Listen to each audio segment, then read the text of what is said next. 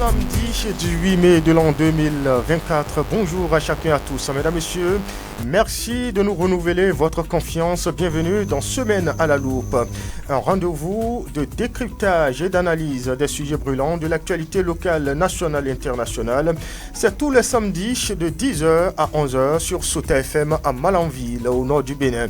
Au menu ce matin, nous analysons et décryptons cette tension entre Cotonou et Niamey. Le sujet a alimenté les débats toute la semaine et continue d'ailleurs de susciter la polémique. Les autorités béninoises avaient décidé de mettre un embargo sur le pétrole nigérien en exportation via la plateforme de Semepoji, lieu d'embarquement de l'or noir du Niger dans le cadre du projet Pipeline. Pour justifier l'acte, le chef de l'État béninois, Patrice Talon, demande aux autorités nigériennes de normaliser les relations bilatérales entre le Bénin et le Niger, puisque la frontière du Niger avec le Bénin est maintenue verrouillée malgré la levée des barrières du côté du Bénin. S'installe alors un véritable tollé jusqu'au mercredi 15 mai dernier, quand par la voix du ministre de l'eau, de l'énergie et des mines, Samsedo Adambij, le gouvernement revoit sa position et lève l'embargo. Un acte interprété différemment dans l'opinion. Que dire des différentes réactions et positions de part et d'autre? Quelle appréciation faire de la position des autorités nigériennes qui ont gardé les frontières closes malgré le retour à la normale des choses du côté des Semepoji, même si on parle d'une levée provisoire et temporaire. Et d'ailleurs, n'est-ce pas un échec pour Patrice Talon et son équipe dans ce bras de fer? L'avis des débatteurs à suivre dans Semaine à la loupe. Un sujet connexe, c'est bien la sortie des produits céréaliers qui est désormais interdite au Bénin. Ainsi en a décidé le gouvernement en réponse à la flambée du prix des denrées alimentaires sur le marché béninois. Malgré cette mesure censée soulager les peines des populations, ce sont toujours les mêmes qui font feu de tout bois pour contourner les positions de contrôle des postes de contrôle sécuritaire. Comment interpréter l'acte des Malanvillois? On en parle ce matin en plateau. D'autres questions pourraient s'ajouter à ces principaux sujets, à ces principaux titres évidemment. Mesdames, Messieurs, c'est Semaine à la loupe sur Sauta FM, une randonnée de décryptage et d'analyse sur Sauta FM. Une fois encore, bonjour et bienvenue.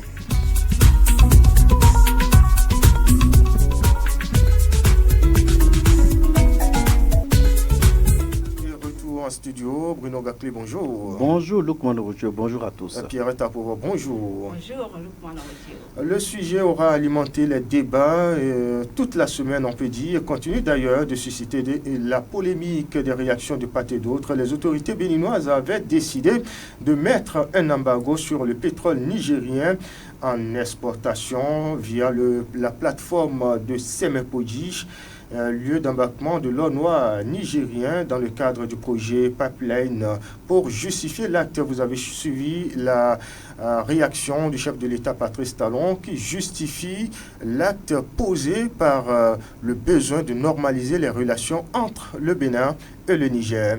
L'informel ne doit pas prévaloir, surtout a dit le chef de l'État Patrice Talon. Bruno Gakli, réaction? Oui, on l'a suivi, cette actualité où le chef de l'État avait souhaité que l'accord qui relie les deux pays, entre le Niger et le Bénin, soit des accords vraiment formels, bien signés et bien scellés. Alors, vous aurez constaté que cet accord entre le Bénin et le Niger va plus loin. C'est un accord aussi entre la Chine et le Niger. Donc, la Chine, dans cette perspective de voir comment transiter, comment faire passer le pétrole du Niger pour, en tout cas pour le port, tout ça là, a vu juste que le chemin le plus court, c'est le Bénin. Alors, donc là, ça fait trois parties, le Bénin, le Niger et la Chine. Là, déjà, les accords étaient signés. Bon, nous, on est en situation, on savait à quel sens se vouer, et c'est juste, le président de la République est sorti a pris cette décision de dire attention, il n'y a que des formalités qui ne sont pas remplies comme cela se doit. Attention, vous avez fermé votre frontière pendant que nous autres, on a ouvert les frontières. Est-ce qu'il faut permettre à ce que cela se passe dans l'informel comme ça, pendant que nous sommes flexibles à laisser le pétrole passer et vous avez souhaité bloquer? Donc, c'est une question de, si vous me le faites, moi-même, je ne vais pas vous le permettre de le faire. Alors, si on peut rentrer un peu dans, on dit, il y a quelque chose, on dit quelque chose en religion, œil pour œil, dent pour dent. Si c'est comme ça, voilà. Oui. Donc, vous voyez, nous, on a permis, malgré l'amitié entre les deux pays, les tuyaux sont passés du Niger jusqu'au Bénin, jusqu'au port, tout ça là. Mais comment est-ce qu'on peut penser à fermer sa frontière pendant que on sait que les deux pays sont des pays frères? Donc, tout ça là a fait qu'il fallait à la base prendre des décisions et le président de la République, Patrice Talon, a vu juste, a pris cette décision, mais en amont, on a constaté que ça lie plus le Bénin, et la Chine et, comment on appelle, le Niger. Du coup, vous avez vu cette séance qui a eu lieu entre les deux pays où la Chine souhaitait juste qu'il y ait de l'entente entre les deux pays, que lui, en tout cas, l'essentiel pour lui, c'est l'entente et que lui reçoit son produit. Donc, du coup, selon le ministre Samu Seydou Adambi, les articles 21 et 24 ne sont pas respectés selon les accords de protocole à remplir tout ça là. Donc, provisoirement, le ministre en charge de l'énergie, de l'eau et des mines, Samu Seydou Adambi, et le staff gouvernemental ont vu juste de lever cet embargo provisoirement pour que ça passe normalement. Oui, mais on va voilà. On va en venir tout à l'heure. Mais quand vous dites que le chef de l'État préconise la formalisation des relations, mais c'était déjà formel à travers l'accord signé entre le Bénin et le Niger, qui ne dépend pas forcément, ce n'est pas lié à la fermeture ou non de la frontière. Ah oui, il faut être stratégique. C'est une question tout d'abord économique, c'est une question aussi politique. Si nous, notre souci ici, bon, même si ça ne se dit pas comme cela se doit, l'essentiel ici, c'est l'ouverture de la frontière. Oui. Voilà. Certainement, le chef de l'État et son staff, notamment le ministre en charge de la coopération, n'a pas vraiment joué, je dirais, pour ma part, le rôle que cela doit se jouer. Vous voyez, on pouvait utiliser des personnes sur le plan diplomatique. Il y a des personnes qu'on peut utiliser pour vraiment négocier avec les autorités en place de l'autre côté, mais on ne l'a pas fait. On n'a pas senti la sortie des responsables gouvernementaux à ce sujet. Il y a beaucoup de personnes, il y a beaucoup d'astuces. Très bien, on en vient tout à l'heure. Puisque la frontière reste fermée, est-ce qu'il faut peut-être solliciter d'autres voies pour voir ce qu'il y a lieu de faire entre le Bénin et le Niger pour enfin que les deux peuples puissent s'échanger, se parler, se fréquenter convenablement par voie terrestre? On en saura tout à l'heure. Pierre Tapovo, comment interprétez-vous la position des deux parties, le Bénin et le Niger? D'abord, l'embargo imposé par le Bénin. Oui. Je dirais tout simplement, on ne change pas les règles du jeu au cours du jeu. Oui. Je veux dire quoi par là? C'est vrai qu'on parle aujourd'hui de l'informel, qu'on veut que les relations se normalisent. Nous ne voudrions pas que le pétrole du Niger puisse passer de façon informelle parce que la frontière est fermée, tout ce qu'on voudrait. Au moment où l'accord était signé, je ne sais pas, nous ne sommes pas là. Mais est-ce que dans les tests, dans les accords, dans tout ce qu'ils ont signé là, est-ce que c'était sous-conditionné à ce que la frontière du Niger soit ouverte d'abord, avant que le pétrole ne passe? L'accord, il est disponible sur la toile d'ailleurs. Et donc du coup, accessible à tout le monde. Moi je l'avais dit au moment où cette décision était sortie du gouvernement de mettre l'embargo, tout ça là. On a pensé que peut-être c'est une solution pour vraiment faire fléchir les autorités de l'autre côté du Niger. Mais vous avez vu, le Premier ministre était sorti en sortant, il a dit, ça ce n'est plus notre problème, c'est le problème de la Chine et du Bénin. Parce qu'un contrat, c'est un contrat. On ne va pas, vouloir imposer quelque chose aux autorités de l'autre côté pour vraiment que les gens commencent pas à douter de nous. Parce qu'un contrat, c'est un contrat. Il faut vraiment que nous respections le contrat. Donc, je crois bien que la descente de la délégation chinoise en son temps, mercredi dernier ou quand, c'est peut-être pour leur rappeler au Bénin que le contrat a été signé. Ce n'était pas sous conditionné. Donc, du coup, je viens.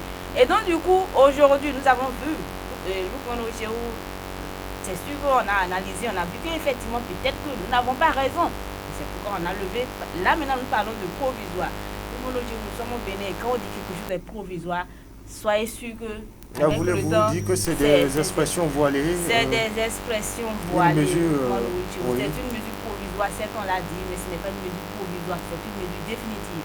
Vous allez voir, je l'ai dit, nous n'avons pas raison. Certes, nous voudrions qu'il y ait ouverture de la frontière entre le Bénin et le Niger, qu'il y ait normalisation des relations, mais ce n'était pas la voie idéale. Là, je prends le compte de ce qu'elle vient de dire. Oui. Je pense parfois que quand vous voyez cette dynamique du chef de l'État, tout d'abord, juste dans le passé, on sait, le chef de l'État est sorti en étant ce bon élève de la CEDEAO, était sorti pour porter sa voix. Et malheureusement, il faut reconnaître une chose. Il ne l'a pas fait parce qu'il l'a fait. Il n'a pas dit parce qu'il a dit. Il sort où il quittait comme ça une assemblée, il quittait l'association. Et quand on dit la CEDEAO, c'est l'ensemble des pays, des présidents des pays. Et c'est ce qui a été décidé à l'issue, qui a été porté par ce dernier. Ce n'est pas lui-même. Oui, donc on devait comprendre. Oui. Alors, maintenant, lorsque le chef de l'État met l'embargo sur cette traversée du pétrole, mais c'était des stratégies politiques. Il fallait le faire. Mais il a le souci. Pour quelle fin? Il a le souci du commerce à l'intérieur des relations des deux pays. Sinon, il s'en fout. À quoi c'est qu'il le fasse? En le faisant, son souci, c'est peut-être de dire que, attention, pourquoi est-ce que nous avons levé notre frontière et de l'autre côté, les gens ne veulent pas lever? Parce que le souci aussi, je vais toujours m'atteler, c'est que les relations continuent. Si entre-temps, il est sorti pour un Melkoupa qui ne disait pas son nom, mais et que de l'autre côté, les gens n'ont pas compris. Mais il fallait vraiment voir par quels moyens les Américains même a dit que, attention, c'est aussi la meilleure façon d'ouvrir vite notre frontière pour que les relations commencent. Si c'est la meilleure façon, vous avez vu qu'elle a échoué. Qu'est-ce que vous dites que ça a échoué? Nous disons une chose. Celui qui a porté le message au roi, c'est lui qui a insulté le roi. Pas du tout. On le dit. C'est juste des phrases. Il a dit que c'était à l'issue d'une séance avec la CEDEAO qu'il est sorti. Il a porté le message. Aujourd'hui, qui paie les frais? Est-ce la CEDEAO ou le Bénin? Donc, il faut une chose. Pensez-vous que, à vous deux, rien n'est perdu. La situation entre le Bénin et le Niger qui perdure est liée aux propos tenus par le chef de l'État. C'est lié aux propos tenus par le chef de l'État à Abuja. Même quand vous entendez aujourd'hui, c'est vrai, je ne dirais pas forcément les autorités du Niger, mais quand vous entendez aujourd'hui les Nigériens qui parlent aujourd'hui, même ici à Malanville, vous allez entendre ce qu'on dit. On vous dira que c'est votre président qui a dit telle chose. C'est pour ça que nous avons une telle position. Mais maintenant, je viens en parlant de ce qu'il disait tout de suite. On a dit que c'était la meilleure façon. Mais au moment où l'accord voulait être signé, mais la fermeture était bien fermée. Si le président Patrice Talon savait que c'est par là qu'il allait vraiment faire fléchir les autorités du Niger, on n'allait pas signer l'accord. On allait leur exiger l'ouverture avant de signer l'accord. Pourquoi ne revient pas sur la sortie du chef de l'État où il fait son Mercopa qui ne disait pas son nom? Mais non, ne regardons pas. Lorsque c'est des lectures linéaires, il faut qu'on entre dans le fond de la chose. Il avait dit, il est sorti, il a dit, oui, ça c'est clair. Ça, c'est des fautes diplomatiques qu'on peut commettre en tant qu'être humain. Ça, c'est reconnu. Le chef de l'État est ressorti après. On a vu ses explications où, en temps normal, quand on est humain de l'autre côté, on pouvait aussi comprendre le sens. Il a été juste un porteur de message. Le message ne vient pas d'une personne comme un chef de l'État comme Patrice Talon. Mais c'est de ça qu'il s'agit. Oui, Patrice Talon a été porte-voix, on peut le dire, de l'ensemble des chefs d'État qui étaient à Abuja à ce sommet extraordinaire de la CEDEAO. Mais est-ce que le chef de l'État aussi, parce qu'on dit souvent, quand on t'envoie, il faut savoir envoyé. Non, c'est à l'issue.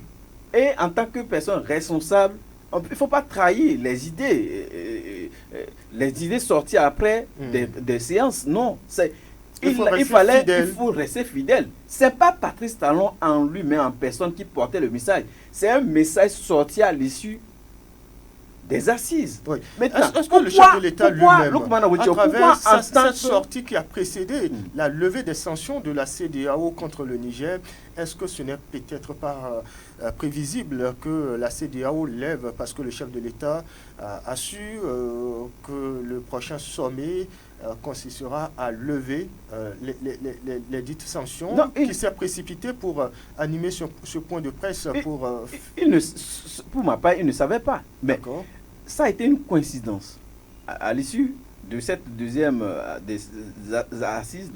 assise, oui. Vous avez constaté que tout de suite on a vu que, mais est-ce qu'il fallait continuer par toujours bloquer notre frontière?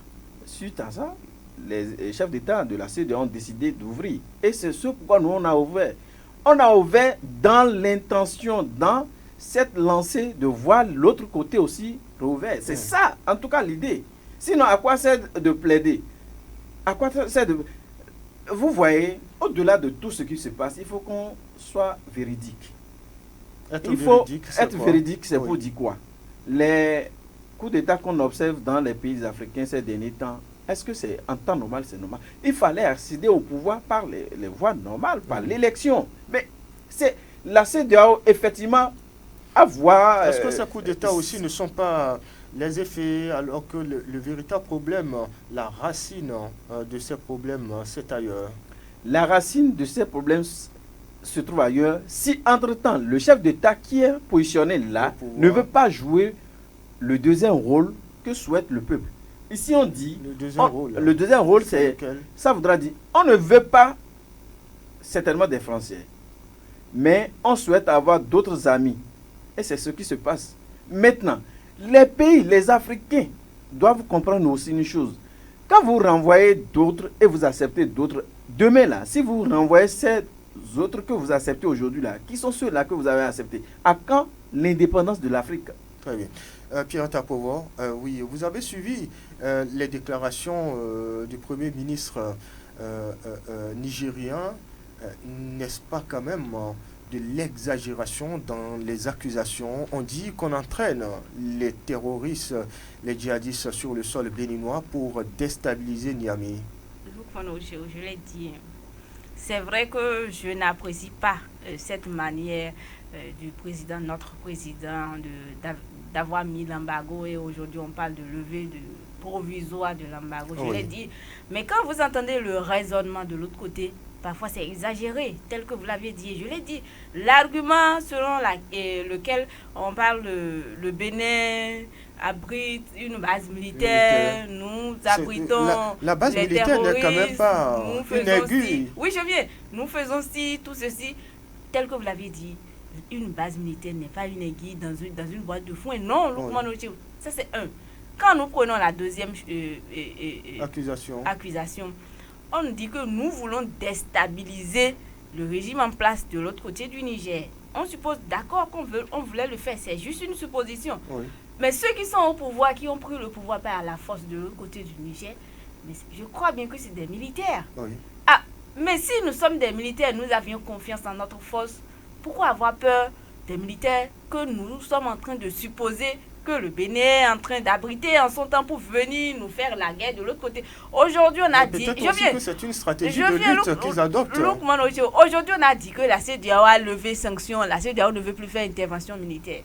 Et vous dites que le Bénin abrite une base qui veut venir vous déstabiliser de l'autre côté. Qui sait si des discussions se mènent en coulisses. Heureusement qu'ils ne disent pas que le Bénin est en partenariat peut-être avec les forces bleues, je ne sais pas, les casques bleus de la CEDEAO pour venir les déstabiliser. Heureusement qu'on ne dit pas ça. Aujourd'hui, nous parlons des militaires ou une base militaire au Bénin ici. Moi, je pense, je l'ai dit, au-delà de ce qu'on nous a dit qu'un contrat, c'est un contrat, oui, là, ils ont raison. Mais qu'on en ajoute à ce que nous ne voulons pas ouvrir notre frontière à cause de tel. Moi, je pense que ce sont des arguments qui ne tiennent pas. Et pourquoi cela? ils ont adopté une position, Lukman Ojo, où je dirais, les autorités du Niger ont adopté une position. C'est quoi la position? Oui.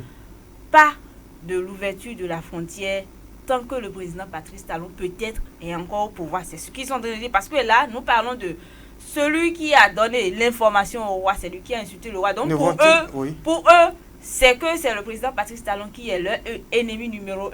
Et donc du coup, tant qu'il est encore au pouvoir, c'est qu'il n'y aura pas ouverture de la frontière. Moi je dis, c'est une chose qu'on dira que c'est un peu mal réfléchi, parce que nous parlons de nous, notre chef de l'État, nous l'avions élu démocratiquement. On peut le dire ainsi, parce qu'il n'est pas venu au pouvoir par la force, contrairement à eux de l'autre côté.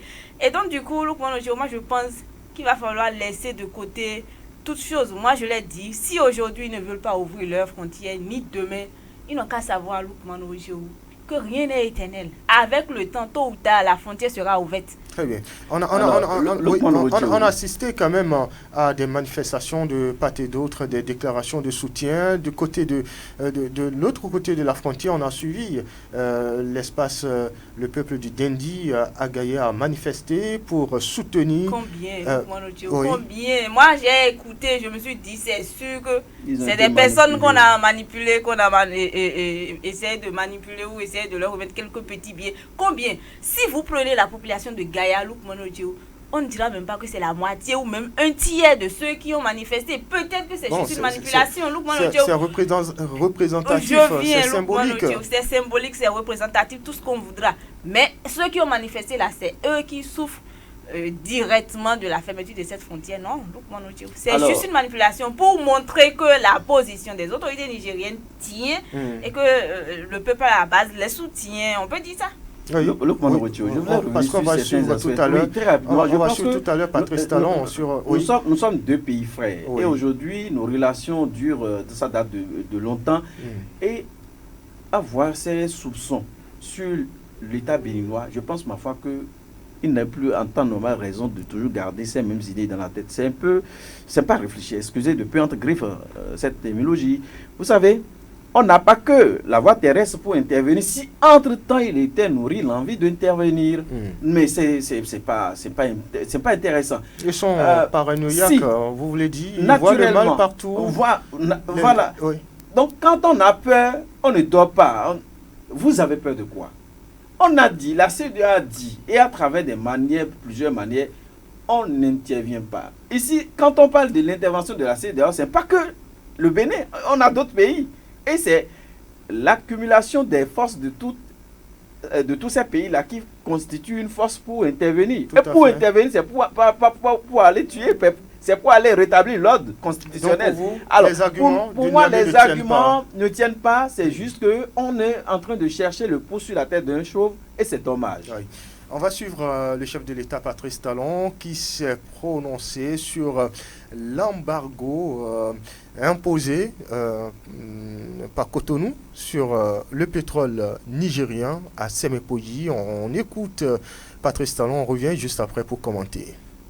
La situation qui prévaut actuellement entre le Niger et le Bénin, principalement entre les autorités nigériennes et les autorités béninoises, quelque chose qui est malheureux et qui, moi, me peine à la fois. Le Bénin est un pays ami et frère du Niger. Nos peuples sont parents, frères et vivent ensemble depuis la nuit des temps. Ce sera toujours ainsi, éternellement. Si vous vous rappelez bien, le Bénin a été, par ma voix, a été l'un des tout premiers pays à plaider pour la levée des sanctions contre les pays qui ont été obligés de coups d'État, notamment donc contre les autorités nigériennes. Et nous avons bataillé pour que la situation au Niger soit normalisée, ayant pris acte de changement politique qu'il y a eu, bien que contraire aux dispositions universellement reconnues et promues, les voies des élections. Nous avons pris acte, j'en ai parlé plusieurs fois, il y a un temps pour condamner, un temps pour souhaiter un rétablissement de l'ordre constitutionnel, mais aussi un temps pour prendre acte. Donc le Bénin a été l'un des tout premiers, et j'ai plaidé pour que les sanctions soient levées et que la situation au Niger revienne à la normale. C'est le cas. Et le Bénin a mis en œuvre tout de suite les mesures de levée des sanctions et nous avons ouvert les frontières. Mais il est malheureux de constater que depuis, ce n'est pas le cas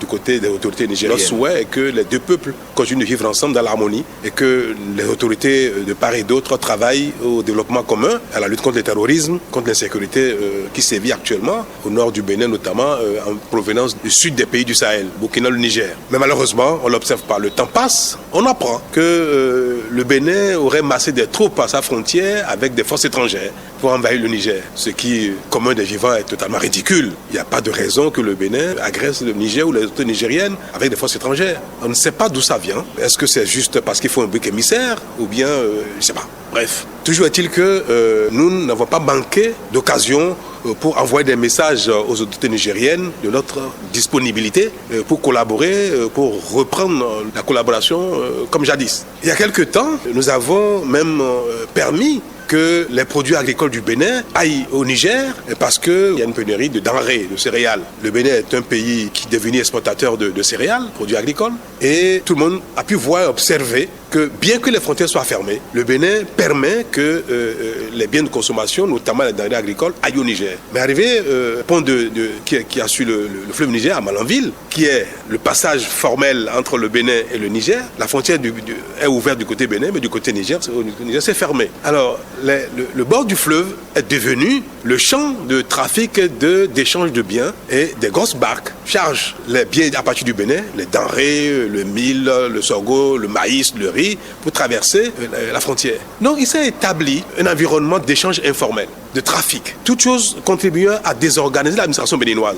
Nous payons un coût lourd, je veux le répéter, au plan social, au plan économique, au plan même politique. Nous avons donné également notre approbation pour les formalités de mise en œuvre du pipeline qui conduit le pétrole nigérien au Bénin, et pour être chargé sur la plateforme de Sémé où des bateaux viendront accoster pour charger le pétrole nigérien par le pipe. Mais tout cela relève d'échanges formels, organisé, structuré, parce qu'il y a un contrat qui lie le Niger, le Bénin et les entreprises chinoises partenaires du Niger. Nous avons permis que les travaux préparatoires aient lieu au Bénin ici, et les Nigériens sont venus assister à ces travaux-là, bien que la frontière soit fermée du côté du Niger. Et il est question que dans les tout prochains jours, les autorités nigériennes, à un plus haut niveau, viennent au Bénin pour inaugurer le démarrage des activités de livraison de pétrole, et que donc des bateaux viennent à Sémé pour charger. Mais nous avons dit que cela ne peut pas se faire de manière informelle, comme c'est le cas des denrées qui vont au Niger. C'est vrai que pour nourrir nos frères et sœurs, pour vendre des céréales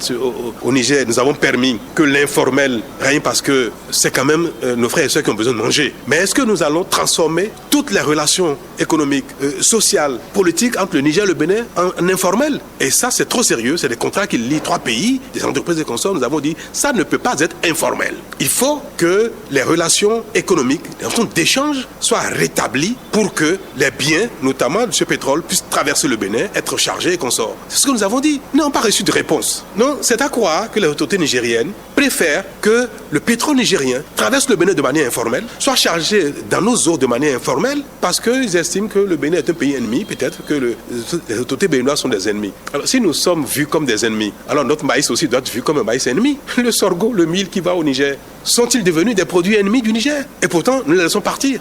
On ne peut pas nous voir comme des ennemis et vouloir de nos biens, de nos efforts, de notre collaboration, autrement que dans l'adversité également. Ce n'est pas notre vision à nous. Le Niger est un pays ami. Les Nigériens sont nos frères et nos sœurs. Les autorités nigériennes sont des partenaires, sont nos confrères, que nous pouvons travailler ensemble. Nous avons dit que nos eaux, les eaux territoriales du Bénin, qui font partie de l'espace du territoire du Bénin, ne peuvent pas faire l'objet d'un trafic illicite, pas faire l'objet d'échanges informels. Si vous voulez que charger votre pétrole sur nos plateformes dans nos eaux, alors vous devez considérer que le Bénin n'est pas un pays ennemi et que le territoire du Bénin ne peut pas faire l'objet de trafic illicite ou bien alors d'échanges informels. Ce n'est pas que nous avons refusé de mettre à contribution notre territoire, notre administration, nos moyens pour les échanges entre le Niger et le Bénin. Nous disons que cela doit se faire de manière formelle. C'est tout. Si demain, les autorités nigériennes décident de collaborer avec le Bénin de manière formelle, les bateaux viendront charger, mais pas dans un environnement d'informel et d'adversité qui ne se justifie point. Je suis malheureux de le constater et j'appelle de tous mes voeux les autorités nigériennes pour que le Bénin et le Niger retrouvent la fraternité qui a toujours existé et les rassurer que le Bénin n'agressera jamais le Niger. Il n'est pas de notre intérêt. Nous n'avons aucun intérêt à le faire, ce n'est pas de nos intentions. Pourquoi on le ferait? Pourquoi le Bénin serait un pays ennemi, adversaire du Niger? Pourquoi les autorités béninoises seraient des adversaires des autorités nigériennes? Il n'y a pas de raison. Et Patrice Talon, chef de l'État béninois, qui s'est prononcé sur le sujet à la suite de l'annonce de l'embargo et a justifié les raisons pour lesquelles, en ce moment, je retiens principalement que c'est le maintien de la fermeture de la frontière entre le Bénin et le Niger, du côté du Niger évidemment, qui fait adopter cette position au gouvernement béninois. Oui, Lukman Rocho, je l'ai dit dans mes propos liminaires, vous l'aurez constaté. Vous savez, l'essentiel ici, c'est la frontière. Parce que l'essentiel ici, c'est le commerce, les relations entre les deux pays. Naturellement, lorsque la frontière n'était pas fermée, ça passe, ça entre. Aujourd'hui, la frontière est fermée, nous on a levé les barrières. Mais ce commerce ou ces transactions qui se font au bord du fleuve, comme l'a souligné le chef de l'État, est-ce que c'est normal pour l'administration béninoise? Non, c'est un grand manque à gagner. Tout à fait. Vous voyez que l'administration douanière... douanière... il y a des contournements. Voilà. On en parlera tout à l'heure d'ailleurs. Donc, de façon résumée, il faut noter que le chef de l'État... Il y a quelque chose que les gens ne comprennent pas. Oui, on veut comprendre. Oui. Vous savez, moi, selon mes analyses, lorsque le chef de l'État prend la parole, on a tendance à croire qu'il est dans une posture de rigueur, qui ne dit pas son nom. Oh, c'est le ton de l'homme qui est comme ça. Vous voyez, quand il parle, on pense que c'est de la fermeté, qui ne dit pas son nom, d'un être qui vraiment est hors de lui-même. Mais en réalité, c'est le ton de la personne. Il y a d'autres qui pouvaient avoir peut-être un ton plus mélodieux pour peut-être passer le message. Mais chacun a son ton, chaque être est unique en son genre. Donc on doit accepter le chef de l'État dans son ton lorsqu'il parle, que ce soit de paroles douces ou de paroles vraiment rigoureuses. Mais accepter que lorsque le chef de l'État parle, ce n'est pas une imposition, non, c'est juste sa manière de dire et de parler. Oui. Vous voyez, il regrette et il souhaite que les relations entre les deux pays soient des relations justement bien harmonieuses. Oui. Pourquoi alors commande-t-on à ce point, on peut le dire, la rouverture de la frontière? Parce que nous, on a ouvert nos frontières. Oui, parce que nous, on a ouvert nos frontières. Si nous, on a ouvert nos frontières, et de l'autre côté, vous ne voulez pas ouvrir, c'est pas normal. Après tout, c'est le sang qui circule dans mes veines, c'est le sang qui circule. Et Pierrette l'a dit, Bruno Gakli, dans le cadre du pipeline, un contrat formel a été établi et n'est pas lié à l'ouverture ou non de la frontière. C'est des questions géopolitiques, stratégiques. Il fallait vraiment passer par des moyens pour attirer l'attention de l'autre, dire attention, moi-même là, si entre-temps j'avais les forces, je pouvais vous contrecaler à ce niveau. Mais malheureusement, mais aujourd'hui, comme c'est arrivé, vous voyez, ça attire, c'est une manière d'attirer l'attention des uns et des autres. Là-bas, maintenant, ils savent déjà que, attention, est-ce qu'on est en train vraiment de jouer la bonne carte? Ils ont ouvert, ils ont estimé intervenir, mais ils ne le font pas. Mais est-ce qu'on ne pourrait pas aussi ouvrir? C'est de ça qu'il s'agit. Peut-être aussi que les Nigériens ont d'autres griefs contre le chef de l'État béninois ou les autorités béninoises. Oui. Pierre Tapour, vous avez aussi écouté le chef de l'État, mais de cette opposition à la levée de l'embargo, cela ne vous surprend pas? C'est pourquoi j'ai dit, sûrement que la descente des autorités de la Chine ont vraiment fait, je ne sais pas trop, ont attiré peut-être l'attention du Bénin que c'est un contrat qui a été signé. Je l'ai dit, tout ce que le président Patrice Talon a déclaré, tout de suite on a écouté, c'est... je pourrais dire que c'est bon et c'est vraiment légal tout ce qu'il a dit, mais il fallait l'exiger avant la signature du contrat. Et c'était tout. Si on l'avait exigé... Mais malheureusement, la signature du contrat était venue un peu plus tôt, avant même la situation... C'était venu un peu plus tôt avant la situation, mais je me rappelle qu'au moment où la frontière était fermée en son temps, on avait annoncé que les autorités du Niger, la douane nigérienne, étaient descendues pour rencontrer la douane de Cotonou de l'autre côté. Ils étaient partis, et on nous avait dit que quelques jours après, c'était l'annonce qui a été faite. Bon, je ne sais pas si c'était des rumeurs qui auraient rétablissement de la situation de ce côté. Et on a vu, après leur séjour ici au Bénin, ils sont retournés de l'autre côté. La frontière est toujours maintenue fermée. Moi, je pense que ce n'est pas la solution. Et vous voyez cette manière de notre président peut-être de vouloir vaille que le Niger ouvre sa frontière. Peut-être c'est de l'intimidation. Je ne dirais pas que c'est de l'intimidation, mais peut-être qu'on voit que chez nous... Une forme de pression. C'est une forme de pression et peut-être qu'on voit que c'est la meilleure méthode Mais cette méthode-là ou bien cette manie-là du Bénin sera mal interprétée de l'autre côté. Pourquoi je le dis? Les autres aussi vont se poser la question, mais pourquoi le Bénin veut forcément qu'on ouvre nos frontières? Ça va créer d'autres suspicions, tout ça là. Moi, je pense que je viens. Nous, on a tout fait. Quand je dis on a tout fait, oui, le président a parlé, il est revenu sur ses propos, on a plaidé de ce côté, on a mis l'embargo, on a levé l'embargo. Moi, je pense qu'il est temps qu'on laisse tomber les choses. Vous voyez, laisser tomber les choses, oui, vous voyez. Oui. Quand je suis en conflit avec quelqu'un, c'est vrai, je l'ai offensé, je lui ai demandé pardon. Il a refusé, j'ai dit tout ce que je pouvais, j'ai appelé des gens, ils sont allés le voir, il ne veut pas. Est-ce pour cela que j'irai me tuer ou je vais forcément lui dire qu'il doit forcément me salir avant que je ne vive? Nous avons tendance à montrer au Niger que sans eux, nous ne sommes rien, et ce n'est pas bon. S'ils ne veulent pas ouvrir leurs frontières, moi je ne pense pas pourquoi les forcer. Laissons les choses telles qu'elles sont. Je l'ai dit, la frontière là, c'est là, le chef de l'État est venu voir, eux-mêmes sont venus voir la frontière. Donc, personne d'entre les deux présidents là, ni le président du Bénin, ni le président Niger, ce n'est pas eux qui ont créé le pont, ni qui ont fait cette affaire de frontière là. Donc, ils sont tous venus voir. C'est là, ça ne va pas disparaître. Nous allons partir, laisser encore la frontière. Donc, du coup, moi, je pense que il est grand temps, si les autorités de l'autre côté ne veulent pas entendre raison, laissons. Peut-être que c'est des blessures qu'ils ont reçues de l'autre côté. Avec le temps, ça va passer, la frontière sera ouverte. Mais ne mettons pas la pression, il est temps qu'on laisse tomber les choses. Quand elle dit de ne pas mettre la pression, ce n'est pas une pression qui est mise sur le pays, non. C'est des stratégies politiques. Et quand vous êtes dans la posture politique, il fallait vraiment titiller par des manières. Bon, vous voyez, l'idée, je l'ai dit. Titiller. L'idée ici. C'est différent. Oui, naturellement. L'idée ici, on a ouvert. Ils ont plaidé la non-intervention. C'est intéressant. On a ouvert. Mais qu'est-ce qu'il y a lieu de faire de l'autre côté? C'est d'ouvrir. C'est ce pourquoi vous avez constaté que le chef de l'État met des stratégies en place. Nous ne forçons rien au Niger. Le Niger peut fermer comme il veut sa frontière, mais quoi qu'on dise, les Béninois vont toujours vivre. Et comme vous l'avez dit, Pierrette, à pouvoir, ils sont tous venus voir la frontière. Quoi qu'on dise, un jour, les frontières seront rouvertes.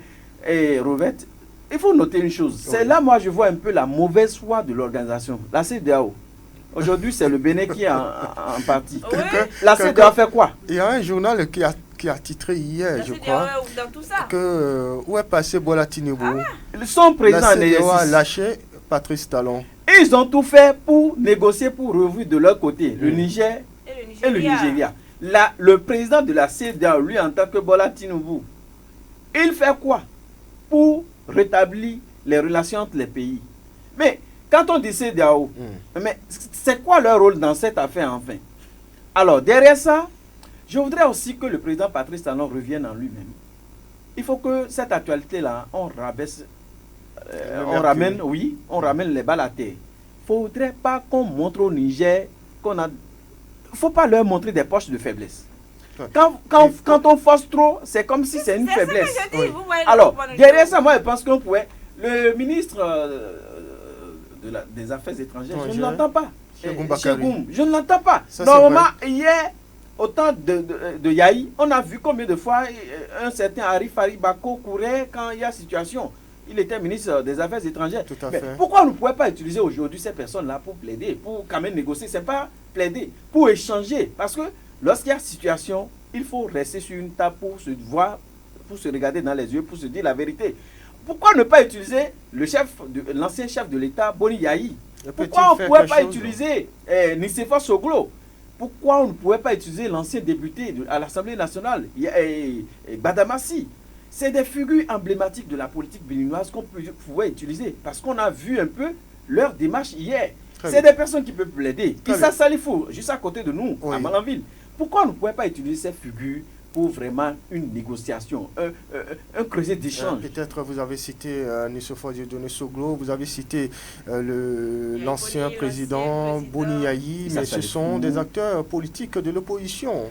Mais lorsque ça ne va pas, il faut faire fi de tout, il faut rabaisser, il faut remettre la balle sur place et puis on communique ensemble. On oublie, voilà, les problèmes internes pour faire face aux défis. Voilà. Allez, on va suivre le compte rendu de cette rencontre ou de cette séance avec la presse du ministre de l'eau, de l'énergie et des mines qui a animé un point de presse conjointe avec la partie chinoise pour expliquer le besoin de lever l'embargo imposé par la partie béninoise. C'est avec notre correspondant ou notre confrère de Océan FM, Herman Bounou. On suit, on revient juste après. Au cours de ce point de presse, le ministre de l'Énergie, de l'Eau et des Mines, Samou Seydou Adambi, a annoncé que cette autorisation fait suite à une demande des cadres de la douane nigérienne pour superviser les opérations de chargement conjointement avec leurs homologues béninois en vertu des accords qui lient les deux pays dans le cadre de l'exploitation du pétrole brut nigérien. La douane nigérienne ayant adressé une lettre à la douane béninoise pour la participation d'une délégation de cadres nigériens ensemble avec les cadres béninois aux opérations de chargement telles que prévues par les accords, nous avons donc décidé d'autoriser le chargement du premier navire qui mouille dans nos eaux. C'est-à-dire donc que le Bénin n'a aucune intention de nuire ni aux intérêts de l'État du Niger, ni à ceux de notre partenaire commun, la CNPC, CNODC, Maison Mère de WAPCO. Toutefois, il est important de noter que cette autorisation ponctuelle et provisoire, telle que mentionnée dans la lettre de la douane nigérienne, ne saurait être érigée en règle de conduite pour l'exploitation normale du pipeline qui doit se faire dans un cadre normal de relations entre États. Samou Seydou Adambi rappelle les accords qui lient le Bénin et le Niger dans la gestion de ce pipeline et annonce également que notre pays a donné son accord pour la tenue d'une réunion du comité inter-État Bénin-Niger de pilotage du projet. Cette rencontre est souhaitée par la partie chinoise au fin de trouver une porte de sortie à la crise. Dans le cadre de ce projet, le Bénin et le Niger ont signé un accord appelé accord bilatéral qui fixe les conditions générales qui présideront à la construction et à l'exploitation du pipeline sur les territoires du Niger et du Bénin. Selon les dispositions de l'article 3.1 de l'accord bilatéral, le droit de transit du pétrole brut en provenance du territoire nigérien sur le territoire béninois est octroyé à l'État du Niger et c'est en vertu de ce droit que tous les autres accords et instruments juridiques ont été mis en place. Conformément à l'esprit de l'accord, l'État du Niger et l'État du Bénin sont tous garants de la jouissance à travers le système de transport du droit de transit octroyé à l'État du Niger par les expéditeurs du pétrole brut en provenance du Niger. Aussi, voudrais-je vous annoncer qu'en vertu des articles 21 et 22 de l'accord bilatéral et de l'article 10.4 de l'accord du gouvernement hôte, la société WAPCO a sollicité la tenue de la réunion du comité inter-État Bénin-Niger de pilotage du projet au fin d'examiner les sujets urgents liés à la bonne conduite des opérations d'exploitation du pipeline. Notre pays, le Bénin, a donné son accord pour la tenue de cette réunion du comité inter-État. Le représentant de l'entreprise chinoise en charge de la construction et de l'exploitation du pipeline a exprimé son souhait de voir continuer la coopération entre les différentes parties. Le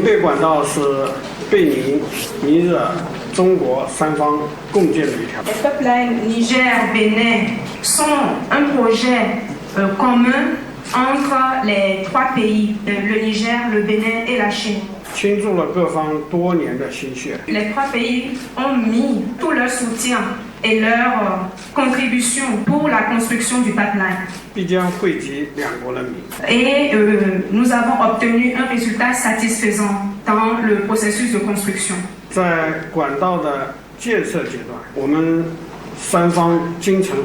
Donc, tout au long du processus, je voudrais souligner que les trois parties ont coopéré. Nous sommes actuellement au stade de mise en production, de transport et d'exploitation du pétrole.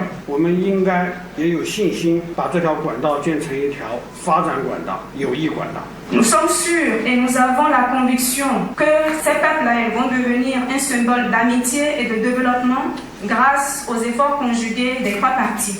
Merci Herman Bounou pour ce compte rendu à travers cette correspondance, cet enrobé. Bruno Gakli, est-ce pas un échec pour le moment, de la part du Bénin, puisque l'argument avancé, c'est la frontière, mais on réalise que même si c'est de façon ponctuelle et provisoire que cette permission est accordée, l'exploitation se fera tout de même. Oui, pourtant, ça se fera, hein. La frontière reste fermée.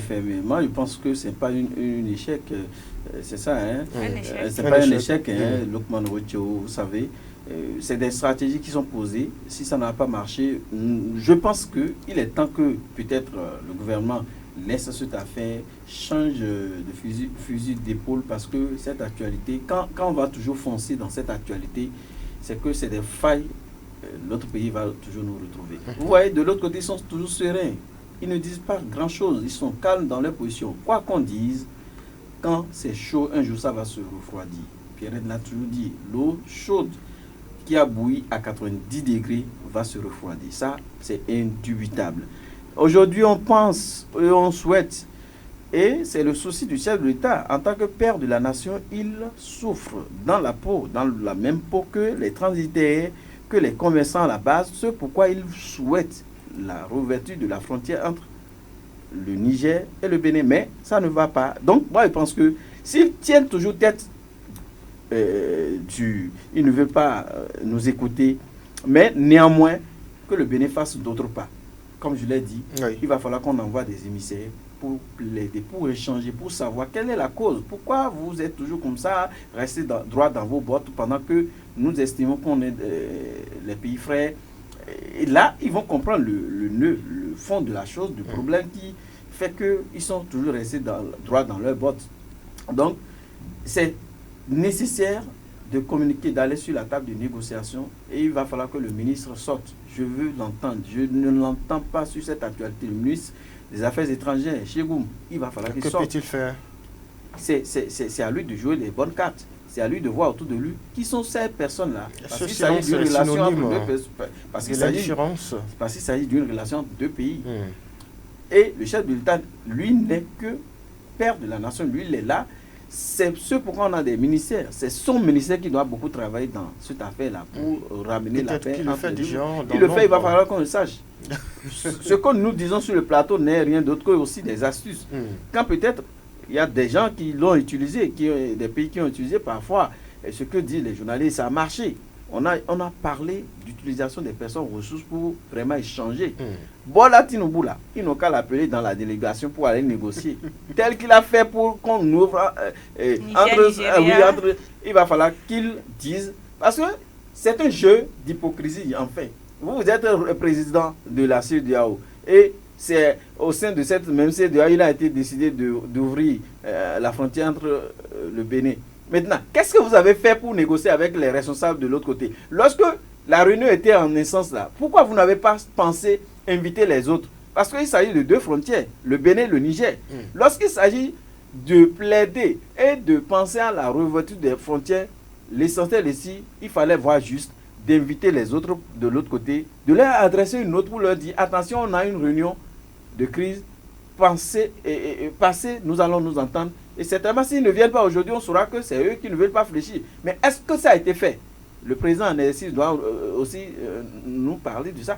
Il fallait inviter les responsables de l'autre côté pour quand même échanger avec eux. Pierre Tapovo, n'est-ce pas, je vous pose la même question, un échec? Ce n'est pas un échec. Vous savez pourquoi? Non. C'est difficile de réveiller quelqu'un qui ne dort pas. Les autorités du Niger, ils font comme si elles sont en train de dormir. Et le chef de l'État aussi est là à vouloir les réveiller par tous les moyens. Non, Lukman Ojo, c'est difficile quand quelqu'un ne dort pas de le réveiller. Donc, laissons les choses telles qu'elles sont, Lukman Ojo. Moi c'est ce que je préconise. Les Béninois vivent toujours. Quoi qu'on dise, c'est vrai, on l'a toujours dit ici que ce sont nous, population à la base, qui souffrent de côté du Niger comme du côté du Bénin. Aujourd'hui, nous avons tout fait. Nous avions essayé. Si elles ne veulent pas ouvrir, bon, laissons les choses comme ça. Tel que je l'ai dit, rien n'est éternel, rien n'est éternel. Tout finit pas fini. Tout finit pas fini. Un jour, on va assister à l'ouverture de la frontière. Il n'y a rien à faire. Et en attendant, ce qui a un sujet connexe, la sortie des produits céréaliers qui est désormais interdite au Bénin. Ainsi, on a décidé le gouvernement en réponse à la flambée du prix des denrées alimentaires sur le marché. Malgré cette mesure censée soulager les peines des populations, ce sont toujours les mêmes qui font feu de tout bois pour contourner les positions de contrôle sécuritaire. Comment interpréter l'acte des Malanvillois? Le Bénin est très sensible. Il est très sensible. Lorsque la décision est arrivée, ils ont parlé de il ne faut pas sortir les vivres. Oui. Vous voyez, aujourd'hui, on passe par tous les moyens pour contrecaler, pour passer par autre... En tout cas, d'autres stratégies pour les berges du fleuve Niger étaient déjà alors contrôlées. Que le gouvernement a mis des dispositifs pour que véritablement ça ne sorte pas vraiment. Parce que, vous savez, au-delà de cette décision qui a été prise par le gouvernement de ne pas sortir les vivres, les syndicalistes ont marché pour la cherté du maïs. Mais si aujourd'hui on crie que ça ne va pas, c'est parce que ça ne va pas. Pas seulement pour le maïs. Pour le maïs et la vie qui est chère, certainement. Alors, aujourd'hui, si chaque Béninois pouvait comprendre que le chef de l'État et son staff voulaient que nous ayons abondamment le maïs au plan, c'est-à-dire à la base, on devait respecter la décision et on doit avoir abondamment ce maïs pour la consommation. Mais malheureusement, ce que disent nos frères de l'autre côté, ils pensent que bon, c'est nécessairement pas... Parce que tout ça là, c'est de l'informel.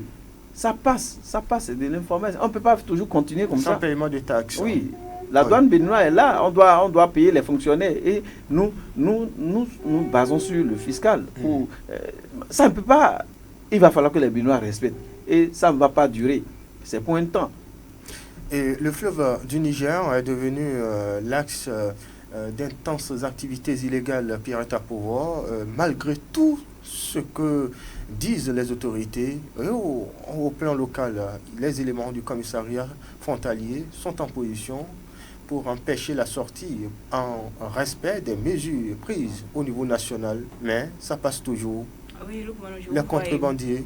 Quand vous tombez, ne regardez pas là où vous êtes tombé. D'accord. Regardez là où vous avez trébuché. D'accord. Du moment où on a parlé de la fermeture de la frontière, normalement quand on parle de fermeture de frontière, c'est que rien ne passe. Mais depuis que la frontière était fermée, on l'a vu. C'est de là qu'on a déjà trébuché. Du moment où on a commencé par déjà autoriser le passage de trafic fluvial, les gens vont, les gens viennent, on envoie des choses, on vient, on fait tout ce qu'on veut. C'est de là qu'on a trébuché. Aujourd'hui, nous voulons mettre les choses en place pour dire non, ça ne passe plus, ça ne passe plus. C'est les premiers jours, on a observé qu'effectivement, ça n'a pas passé. Ce n'est pas passé.